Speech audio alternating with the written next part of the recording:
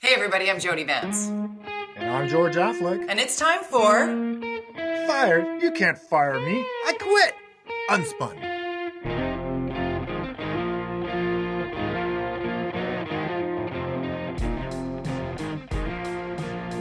Are you firing me? No, it's Gil Kelley. Gil Kelley. Was he fired? Did he quit? What happened? What happened in Vancouver? Well, what happened? Wasn't he going to go spend some more time with the family? That's like why politicians leave office. It was so surprising news, of course, to some that head of the planning, director of planning, GM of planning, whatever they call him now, in the city of Vancouver, the biggest department in the city, is leaving. He was here for 4.5 years. This is the third planner in 10 years, I guess. So there was 6 years. 4 years and 4 years, so 3 planners in the last 12 years or so. That's a lot. He's decided to go home to America. He came from San Francisco, but I think he lives in Oregon. He's from Oregon, so he's a West Coast kind of guy, and he's bailing. And some people are happy, some people are sad. I've talked to some staff at City Hall, and they're quite sad. They felt. The people I've talked to that Gil had their back for them, whatever that means, depending on what's going on. So, but did he quit or was he pushed? And I think he was pushed. Yeah. The unspun they're just spinning this. Right. Yeah, totally. But I mean, how much chaos must there be at Vancouver City Hall when somebody of that important position is pushed at this point? I mean, in the last year, George, if we can just, revisit in an unspun fashion, what the people at the helm of this massive metropolitan area that is such a huge budget, like it started with, we're broke, and then it was like, we're not gonna have police or ambulance in a pandemic. And then it was, we're raising your taxes and we're raising your taxes higher. And then it's, it's just been one thing after another that feels exhausting. This feels like a massive waste of public money, time, effort. What do we do now? Go back to square one, hire someone more expensive than Gil Kelley and say, now can you look through everything that we were hoping to do and rip it all up and then start from scratch? Oh, wait, we're already still at the public consultation point. I think there's a lot of moving parts here, a lot of problems. One, first of all, continuity. Not only do we know in Vancouver, do we no longer have a city manager or an officially appointed city manager. So that's now 6 months ago since Sedu Johnson, the former city manager, said he was leaving, and they haven't announced a replacement. Paul Mockery was the deputy. He's now filling in. He's a great guy. Could do the job, no problem. I've worked with him. He's a fine replacement. Why they haven't announced that yet? They must be looking for something better. But that's your top leader role. In the midst of it, here we have the head of planning, who's leaving. And you sort of you can only wonder, first of all, internally how destabilizing this would be, and how it must be challenging to say bring in new talent that you want to, even at that 2 levels of the senior levels, but let's not even get started on the junior levels of people who actually get the shit done in the City Hall, right. When they can get shit done. Way to give us an E again. That's 2 weeks in a row, dude. You got to dial it down. The kids want to watch the podcast or listen to the podcast. No, in all seriousness though, George, I think you hit the nail on the head with what it feels like at this precarious moment on a global scale, the destabilizing of City Hall, the destabilization of what we look to manage. Like, we've got problems with crime, we've got problems with waste, we've got problems, on so many levels where our priorities are all crazy out of whack, and there's so much bureaucracy at play. Like, I look to you, I look to you to sort of help me navigate what is going on behind those closed doors that spends my money and keeps telling me that I need to pay more because the stuff that I already paid for in my mind isn't done. So we're going to need more money from you to do it. Is it bureaucracy? Is it red tape? Is it too many?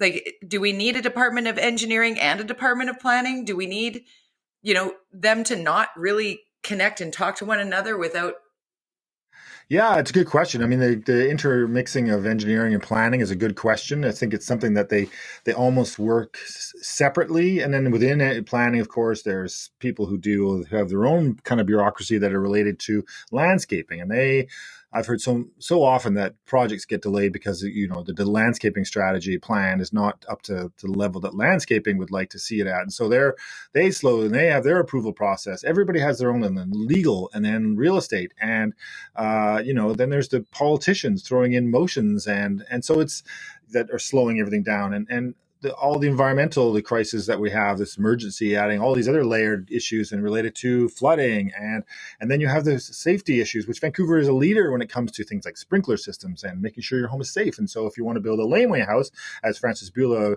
did a 4-part series on this, showed you how crazy this process is. It's crazy. And how many different people you have to go through to get through this process.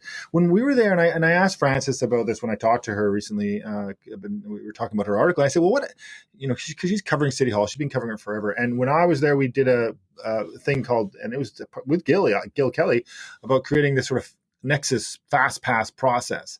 And apparently it kind of exists, but it's still getting slowed down at a bureaucratic level. So even if you have this kind of Nexus pass as a developer or builder, there's a few that have been said, okay, you're qualified. They still get delayed by all the other stuff. So there's one department that decides, and you have one. If you've ever been to City Hall, you'll talk sometimes, and this is not a slam against staff, but it's a process issue, and there's something going wrong, and it starts at the top for sure.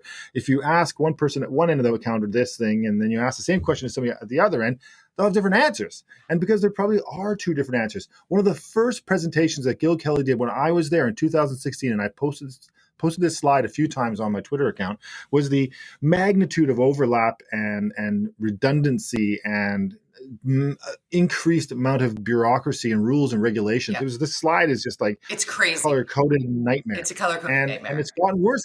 This council's probably added 10 more lines onto that thing. So it's not getting better, it's getting worse. And Gil Kelley presented the problem. The challenge is that Gil Kelley in his time there did not solve this problem that he presented. And can he solve the problem? I don't know. Who can? I think the Nexus Pass is the idea. If everybody can let it go and focus on an audit, say the smaller developers, just go build your laneway house. This guy is qualified. He knows the rules. Tick, tick, tick. You take it to the city. And there I did everything that is required. And you want to come and do a spot check if you want and check. And the important piece of this, once you get kicked out of the Nexus Pass. You make one mistake, you're out. That's the piece of this, because everybody knows the Nexus Pass that gets you to and from the other side of the U.S. border, Canada-U.S. border. You don't mess with your Nexus Pass. You do, you're pulled, you're flagged, you're done, you're finished. Even if it's like $1.50 off. It doesn't matter. That my stepdad found that out the hard way, by the way.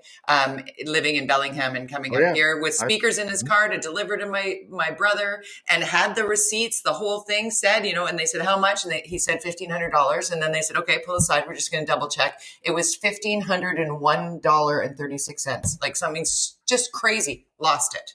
Gone. Yep. If everybody knew that if you break that rule, and there had to be independent people checking on the Nexus holders, if you know what I mean. So we don't get into a situation where it's like, here's some bucks, just check that box for me. Because we all know that happens. I'm not saying that's happening in Vancouver City Hall right now, but I'm saying we'd be naive to think. Auditors have to follow rules. They have their own criteria that they follow. And it's a spot check. It's not every single time, potentially. Right, which saves money. The other side of this, the other side of the coin is the bigger developments and this addiction that the city has to CACs, millions and hundreds of millions of dollars in cash every year. Yeah. This is money that not only you have this challenge, you have the city on the one hand desperate for this cash because they have so many things in their capital plan that they have to pay for, hundreds of millions of dollars in their capital plan that needs that CAC, this community amenity contributions that developers pay when they get basically lift more units in a building than was originally allowed. And so they pay extra to have this. And so you have to go through a negotiation. And the problem is that City Hall will go, they need the cash. So they're saying to developers, well, just let's go higher so we can get some cash. Developers are going, okay, but they also don't want to pay as much cash as they can. So then they send up this battle of negotiation that goes on forever and uses up so many resources at City Hall, legal, real estate, junior planners, everything. Everybody. They're all so focused on this giant project. Meanwhile, there's Frances Beulah trying to put her laneway house in and To on solve Fraser some of Street or the wherever she is. housing issues, right? To create Yeah. more rental stock, to create more space for young families to live so they're not exiting Vancouver in droves to head to places where they can find a home that isn't a 650 square foot one bedroom that costs an arm and a leg. When it comes to like what you were saying, all of those layers and all of those levels that are involved in sort of sorting them out, the bureaucracy involved in this. But it's like, when you're talking about gardening and landscaping and, real estate and planning and engineering, and is it the Gil Kelley of the world who's supposed to pull everybody together? Is he just the plan? Like, who's supposed to make sure that The all of city manager's job. Okay. He is the arbitrator or the facilitator between the council and the senior management team. His job. City council shouldn't even be talking, really. They shouldn't, as little as possible. And I know that they're putting rules together right now as we speak at City Hall to lessen the amount of questions that this council has now pushed onto. They're continually harassing city staff for whatever issues. There are many motions that they're putting forward, and so they're putting rules in place, which is ridiculous because you should be able to go to staff on occasion and for clarification or whatever. But now they're saying no, you can't do that. There's a whole process you have to go through. But the city manager's job is basically to orchestrate the relationship between the goals of the city council, whatever those goals are of this council. For God knows, I don't know what it is, or this mayor for that matter. But if a council or a mayor has a goal in an imaginary world, the city hall and these guys didn't have just 150 motions of ideas. There actually was a strategy, and you can argue you hated vision, but they had their bike lane passion. And they got that shit done. Oh, another. That's okay. One shit gets us on E, so you can say shit as much as you want now. Like it's open season on that. It's a bullshit cup of coffee, right? And interesting that you bring up. Interesting that you bring up that agenda that pushes through. Yeah, it was that's what Vision wanted. That's what Vision had. I don't know what. Pardon the pun or misuse of this or the unfortunate nature of it being the fitting word. What is the vision of a Kennedy-Stewart mayoral position? Housing? Housing? Okay. How many years in are we? How many houses? Well, where's the housing? Where's the housing, George? Where's the housing? They will argue, and Gil Kelley kind of pointed this out in his article, that he has, brought in about, I think, 1,300 social housing units. I'm not sure if that includes the temporary modular homes, but most of the approvals of those housing were done when I was there, because it takes 3 to 4 years to build something, even if it's social housing. And then they've approved a few big projects recently. But they're definitely behind. And here's an interesting stat that I think people always have to remember, and this is something that always bugs me, and I brought this up over and over at council, and I always got attacked, and it's, you're anti-housing, you're anti-social housing again. No. What I argue is there's the Rental 100 program, which I don't like, and developers like it. What a surprise. Because what we're doing is, on average, because of the Rental 100 program, which is a subsidized market rental housing program. So basically, the city waives a bunch of fees. They CACs, they waive the development cost levies that pay for sewers and water. They speed up the process. They waive parking. They reduce the costs as much as they can, so to encourage a developer to build rental housing, market rental housing. Right. There is a fixed rate for the first renter, and that was new, brought in later after I pointed out several times that there was no actual guarantee of the rates that they were presented. So what happened was the taxpayers of the cities have subsidized this construction of market rental housing. And of course, this is a cash cow for developers. If you can build it efficiently enough, you've got a place for 60 years. And that's the deal. You have to keep it as a rental housing unit for 60 years. It's a nice cash cow. You've got rent coming in there. And if you've built it efficiently and you can do the margins, you can make a nice little steady income. What's happened, though, is prior to this Vision doing this, and this was the argument I always got, and they would always argue, well, this is the reason why. First of all, what happened was we used to build strata units in the city that would get rented. So individuals would buy a strata unit, they would rent it. So guess how many units on average we used to build in the city that were strata units that were rented? How many? 1,500. So we've basically, noticed they're down to now zero. There are very few strata units now are built for rental. They're just strata units to live in, or strata units to keep empty if people are doing that. And then, so we've just basically moved one thing where we were building rental units, market rental units, from a market system that people paid for and wasn't subsidized to a subsidized market rental thing paid for by the taxpayers. And you've ended up at a zero net change. Yeah. Net nothing. I'd like to stop paying as a taxpayer. I'd like to please stop paying for that. Yeah. Because I'd like my tax dollars. If you want to pay for something, wouldn't you just rather social housing? Yes. Why are we not just putting hundreds of millions of the CACs that we would have got from those? If you want to build housing and you want to make it affordable, the only way we can do that is it's got to be truly social housing, and it's got to be subsidized by all levels of government. The market will do what it's going to do. And if you put in the price controls and rent controls, which is what they're talking about now, then you create a fake economy. I lived in Stockholm and rent controls in Stockholm. Guess what? Everybody has an apartment that they sublet. They keep forever. Even if they live somewhere else, they never let go of their subsidized apartments. And New York has them. I have a friend in New York. He's living in a place $400 a month, subsidized, because he can't. Why would he move? $400 a month. Yeah. In Manhattan. When you talk about all levels of government and social housing, we have to shift to the story out of Penticton, right? Like what happened there? Yeah, so the decision, but this happened this morning, David Eby, there was a decision by the Penticton City Council not to permit this housing. Basically, it was core need, temporary housing, basically for people with drug addictions and whatever, so homelessness, shelter, basically kind of place. And this Penticton said, no thanks, we don't want this in our town. NIMBYs, sure, but it's their town, right? Yeah. Isn't it? Oh, wait, no, it's not. Guess what, everybody? Guess who controls the cities? Guess who are we work? The cities are at the pleasure of the province. And people remember that the province, at the end of the day, and Doug Ford proved this in Ontario when he said to Toronto, I'm cutting your council by 75% of politicians. That was the first thing he did. How can you do that? Yeah, was one of the first things. How do you do this? But he'd been a councillor there and 140 councillors. I mean, yeah. So, it's important to remember that the cities work at the pleasure, the municipalities work at the pleasure or of the province. Appendages of the province. So, but that then begs the question, if EB's going to do that, then why not do other stuff? Why not change? And this is something that Sam Sullivan always was said, the public hearing process is broken.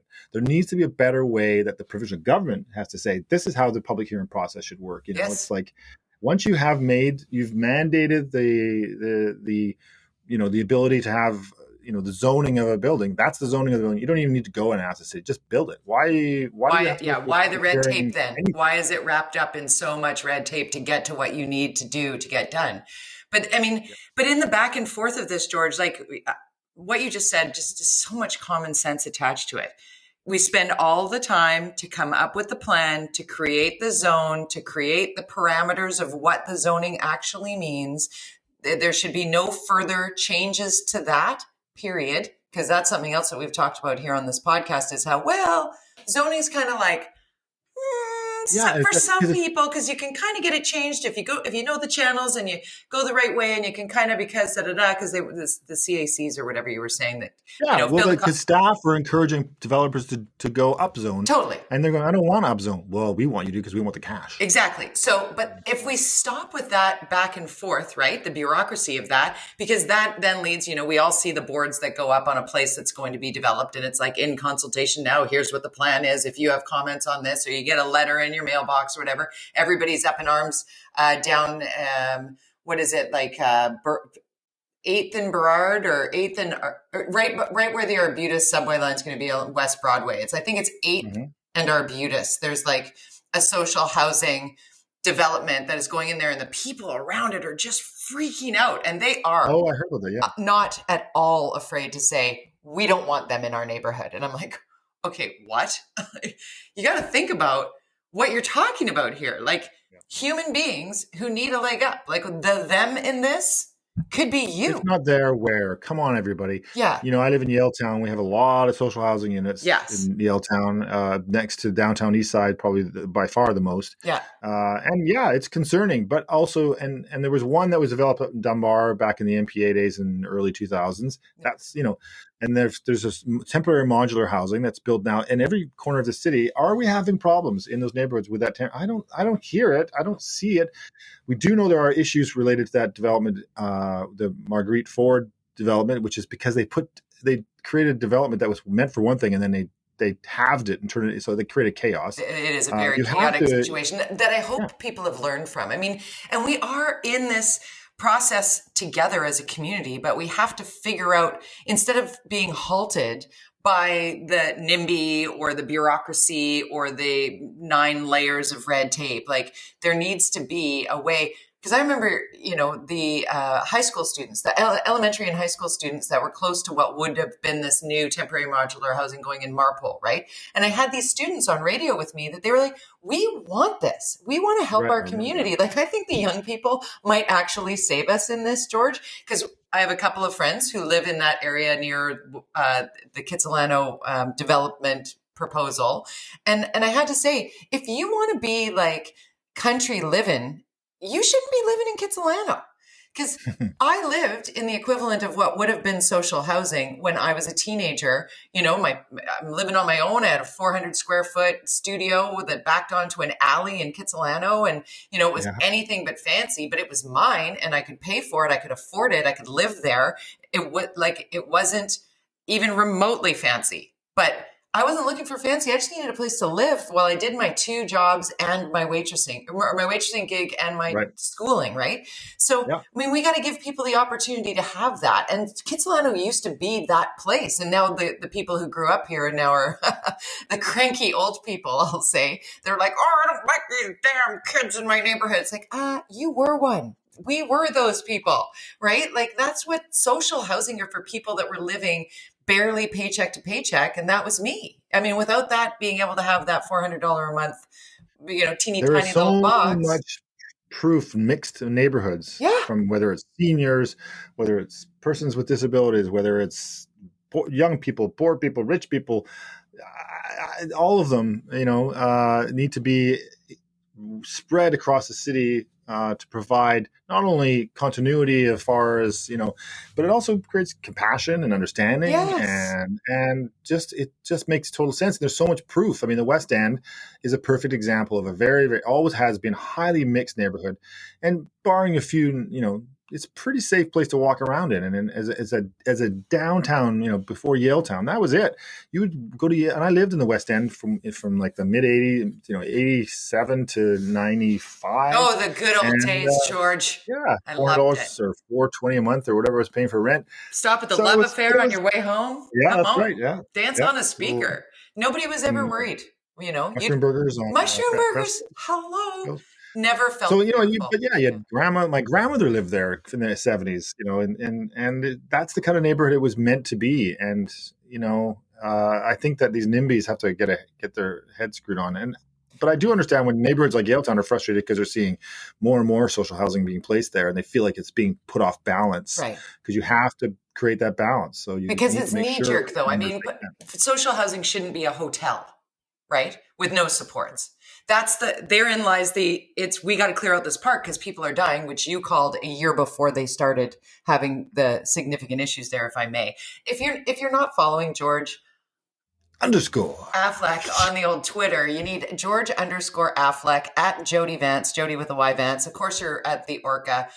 Following the Orca and McLean K for that matter on Twitter is very informative as well. But it's interesting, as we've gone along, 115 episodes of UnSpun in, it is something that is fairly consistent here. It's like we need a better plan as to how to share I don't want to even say burden, share the responsibility to care for our fellow citizens that is being done in other communities. And we just seem to clearly fall short here. It's something we're not going to solve or resolve in this one episode, but I really do point to you, George, as someone who has consistently been saying, these are the pillars we need to put in place. This needs to happen, and we need to have it start with building places for people to go. There's no place for people to go.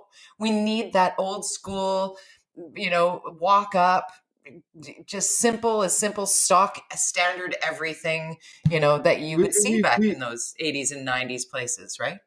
And we've talked about this, the fact that COVID has proven that we can unite as a country and solve, not only Canada, every country, to unite as much as you possibly can to solve a problem. And how is homelessness and drug addiction not as higher priority as the COVID nightmare that we were in? It should be. And we're spending like out of control for sure, and there's not a lot of detail on either the provincial or the federal government's budgets. Yeah. But it shows, you can argue that, how does debt work and the debt ratio and all those things. But the only way to get more housing that's truly social or that people can afford is either give people a basic standard income, which is being tossed around for sure, or build the housing for them and pay for the majority of it and underwrite it with, monthly stipends that pay for it or whatever. So, and there doesn't seem to be any push, and this has got to come from everybody in this country. We got to all pitch in. Vancouver, as I have always said, cannot solve the housing crisis or homelessness on its own. The region can. BC can't. Canada and all the provinces and all the cities and all the people have to come together, and we have to solve this homeless problem and this drug addiction problem and this bad drugs and this opioid. These are things that we can do because we've just proven it that we are doing it with COVID. We can do it. Let's get it together, Canada, and figure this out, because guess what? People are dying every day of drug addiction and homelessness. As more people have died of that than COVID. So why are we not prioritizing? Why is it not an emergency to the degree that it should be? Nobody should be disposable or expendable at all levels. And remember, I do remember we were doing this when pot was legalized for recreational use, right? And how much discussion was going into how it was going to be Armageddon. Oh my God, legalized pot. It's going to be the end of the world. You know what? It wasn't. It isn't. And some people are finding great relief from it. And it could be, part of the plan that eases the opioid crisis and the struggle of the, medicinal and where those studies are headed. And I'm leading into my column this week actually is about pot. I go a little Cheech and Chong up in smoke, and it's a little tongue in cheek to off the hop. It's not I'm not saying you should or should not use marijuana, cannabis, or any derivative of cannabis. What I am saying is if you do use, please take it with you, because dogs are getting sick at a rate that is alarming. Like, it's alarming, George. I know you've got the cats that you say you don't like, but if you follow Amanda on social media, you love your pretty cute. They're pretty cute. But the cats aren't really interested in the cannabis, but the dogs seek it out. And more, I'm telling you, like 10 friends of mine in 1 week, because you know me, I love my dogs, but 10 friends of mine in 1 week had to take their dogs to the emergency vet because they were exhibiting terrifying symptoms. And all of them ended up, in their spread all over, coming back test positive for THC toxicity, which then leads to needing this charcoal treatment and then intravenous meds. And, you have to watch over them for at least 24 hours. Most often it doesn't kill them. But sometimes the struggle is real and the dog's breathing never recovers and they have to be put down. Like, it's really, I spoke with a veterinary medical lead at a veterinary Mountainside in West Vancouver. And Dr. Alistair Westcott, and he said, right now I have 6 dogs in my care with THC toxicity. And this can all be avoided if everybody who uses just make sure that your pot's secure. Like, don't leave the roach behind in the park. Don't chuck it. Just put it in your pocket. Just take it with you. And it's not much. Right. I don't think it's malicious, right? No, but a roach can, like, a small bit of doesn't take that much for a dog. Yeah, that's tiniest bit. When I read your article, I was kind of going, well, how much are people leaving there, like the dime bags? No, it's just a little bit. And everybody is doing the right thing and going to, fewer faces, bigger spaces. Everybody's socializing outside. Everybody's maybe just hanging out, and you're smoking your pot in a pipe and you turn it over and you tap it like that. A dog takes what you tapped out there, and that dog's now in the vet for $2,000-$3,000. The spike in insurance claims is remarkable. It's really a thing. And my friend Kathy Tostenson, Ian Tostenson, right? So Kathy's the powerhouse woman behind this man. She's the senior VP that does marketing and PR for White Spot. So Kathy's just an amazing human. But I don't think I know someone who loves dogs more than Kathy. I thought I was the ultimate dog lover, but Kathy's like next level. And she's so passionate about this. She called me up and she said, Jody, we've got to do something. We've got to use our voice and find a way. So I'm literally in my column soliciting people to come up with the idea. What should go on the t-shirt? What should go on the sign that's in the park? As if the park board's going to listen to me. But anyway, what should go on the sign in the park that the people that are there smoking pot are like, I want to steal that sign. You know, like Dude Chillin' Park. Everybody likes to steal that because they want to put it in their man cave or whatever, or cave, whatever.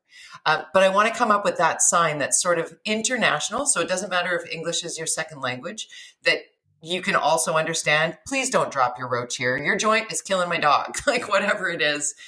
Yeah, that's my goal in this week's middle.